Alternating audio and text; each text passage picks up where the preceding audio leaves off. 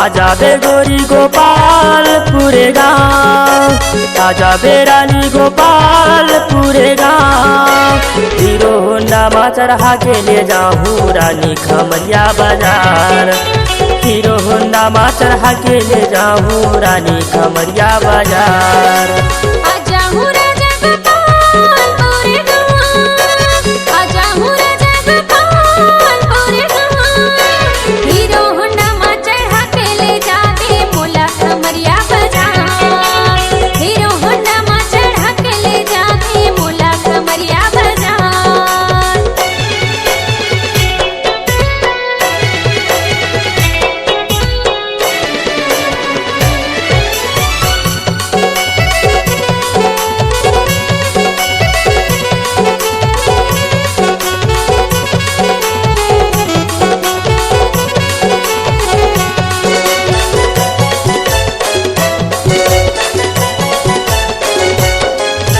मोर सुर ताला झने बुलाबे आबे गोपालपुर गाँव।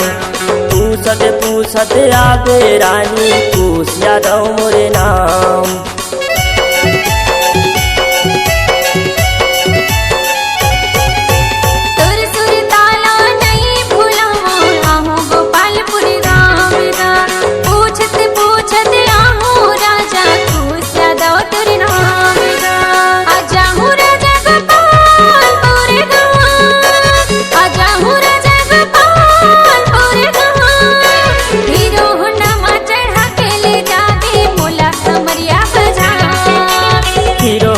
मा चढ़ा के ले जाऊँ रानी खमरिया बाजार।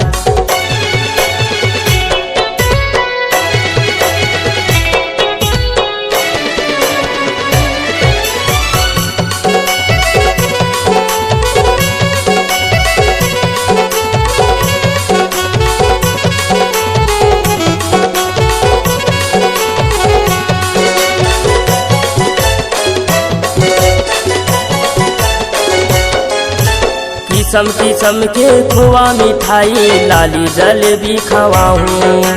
छत्तीसगढ़ के खजरा रानी घोरा मदेव घुमाऊँ।